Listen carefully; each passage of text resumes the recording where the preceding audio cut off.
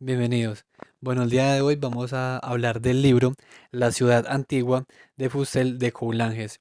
Bueno, el libro está dividido en varios libros, entonces vamos a hablar de las dos primeras partes. La primera que toca temas como las creencias antiguas, el culto de los muertos, el fuego sagrado, la religión doméstica. La segunda parte habla sobre el matrimonio y sobre la familia. Entonces, primera parte, creencias antiguas. Capítulo uno, creencias sobre el alma y sobre la muerte. El autor habla sobre cómo los antiguos creían en una vida después de la muerte, pero no en un cielo, sino una vida bajo tierra. La sepultura era importante por esto, pues sin ella el alma vagaría, se enterraba con ciertas pertenencias necesarias para la otra vida y se solía llevar comida cada cierto tiempo para el alma no pasara hambre.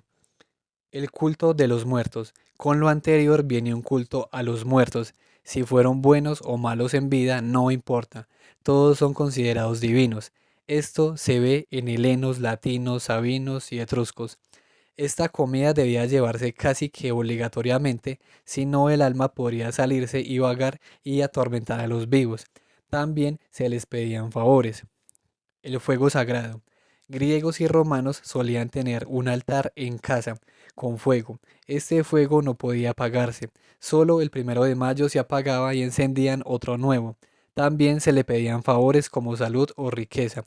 Era como un dios que daba protección. Se le agradecía antes de comer. Se echaba vino antes de beber. Esto es más antiguo que los griegos, indos, italianos y tienen un antepasado común. Con el tiempo fue sufriendo una transformación y en el caso romano pasó a ser Vesta y adquirió forma humana, manteniendo claro su pureza. Es un dios casi moral. La religión doméstica. El culto a los muertos es algo de cada familia.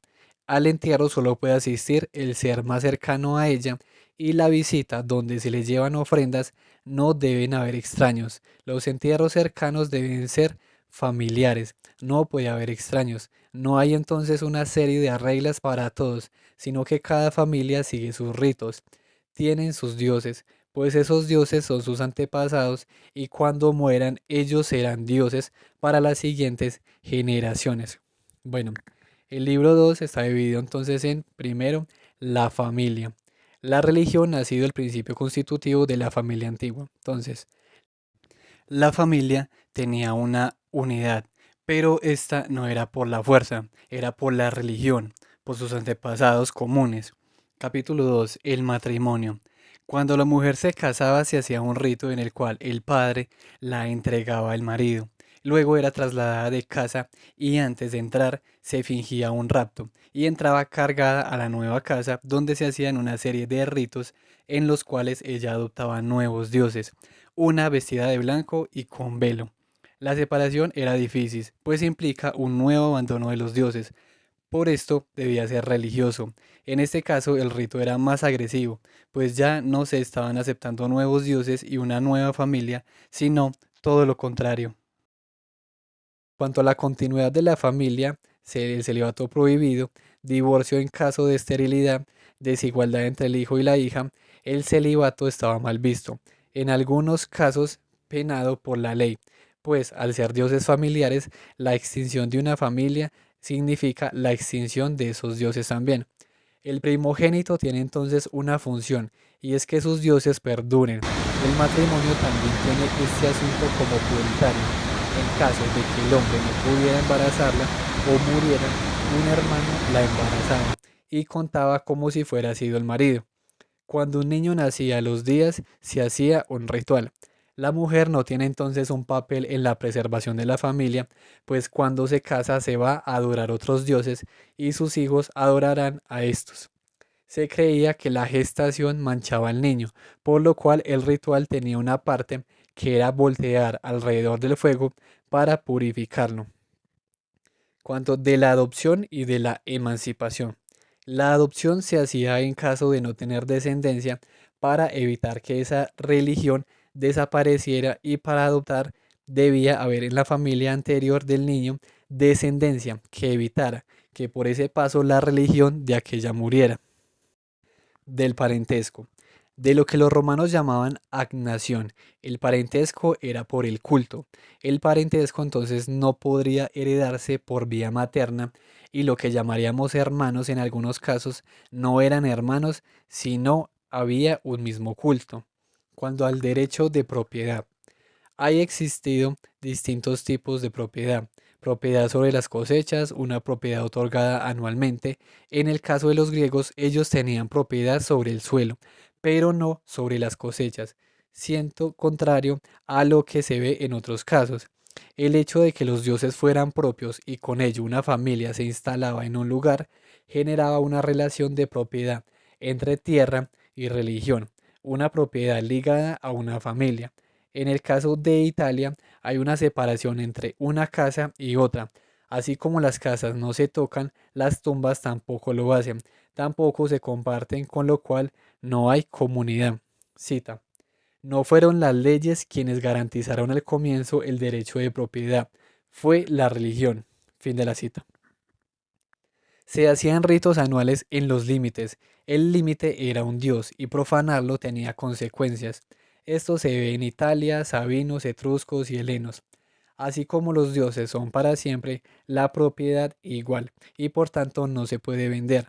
Con el tiempo se pudo hacer, pero requería un rito religioso para hacerlo. En cuanto al derecho de sucesión, teniendo en cuenta lo anteriormente dicho, la herencia era masculina debido a que la mujer al casarse cambiaba de dioses.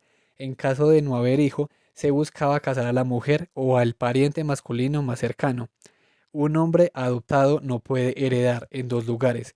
En caso de querer heredar de su familia, debe renunciar a la familia adoptiva y debe dejar un hijo en caso de que puedan quedar los dioses desamparados. No había testamentos y en algunos que se habían visto necesitaba la aprobación de la sociedad. El primogénito o primer hijo varón era el que heredaba todo. Esto permitía que las familias no se fragmentaran y se fortaleciera con el pasar del tiempo. En cuanto a la autoridad en la familia, el padre tiene autoridad sobre la familia, sobre su esposa y sobre sus hijos, pero esta no es una autoridad por la fuerza, sino religiosa, ya que él es heredero directo que conoce además todos los ritos y esa autoridad no se pierde hasta que muere. El padre, al ser la autoridad de la familia, tiene derecho a rechazar al hijo, a su esposa en casos de esterilidad o adulterio. Puede casar a su hija y a su hijo. Puede adoptar y dejar tutor en caso de morir. La antigua moral de la familia. Cita. La historia no estudia solamente los sucesos materiales y las instituciones. Su verdadero objeto de estudio es el alma humana. Debe aspirar a conocer lo que esta alma ha creído, ha pensado, ha sentido en las diferentes edades de la vida del género humano. Esta religión individual genera un pensamiento sobre sí mismo, no se piensa en los demás. Con el tiempo, así como el Dios fue creciendo, la moral también lo hizo y con ello el pensamiento sobre los demás también lo hizo. Es un hogar casto y ello se traduce al comportamiento de las personas. Como el hogar se transmite por el hijo del padre, el adulterio es muy grave, pues con eso se desintegra la familia y con ello sus dioses. Se entiende por qué el padre podía rechazar al hijo o matar a la esposa, como en el caso ateniense. Ese dios genera un apego al hogar, pues no es un dios que está en todas partes. El dios universal hace que no haya apego a la casa. La gens en Roma y en Grecia. Rastrearla es difícil, pues solo hay escritos de cuando ésta ya había sido transformada en algo diferente a la original. Sin embargo, se usarán estos escritos para encontrar su verdadero origen. La gens era la pertenencia a una familia. Esta tenía un líder y reglas que los demás ciudadanos respetaban. La gens era muy importante, no se mentía sobre ella. En tiempos de César ya se hacía porque las creencias no eran tan fuertes como las originales. En Roma solían tener tres nombres: Publio Cornelio Escipión, por ejemplo. Publio solo era un nombre puesto delante prenomen, Escipión era un nombre añadido, agnomen el verdadero nombre, nomen era Cornelio. Luego ese nombre era al mismo tiempo el de la gens entera. A los esclavos también se les hacía ceremonia para entrar a la familia. Con ello pasaba a ser parte de la familia y por tanto sería enterrado en el mismo lugar. Aunque fuera liberto, seguiría obedeciendo al jefe de la familia y necesitaría su aprobación para casarse y sus hijos seguirían sirviendo. Bueno, ya está acá. Estas dos primeras partes del libro de La ciudad antigua.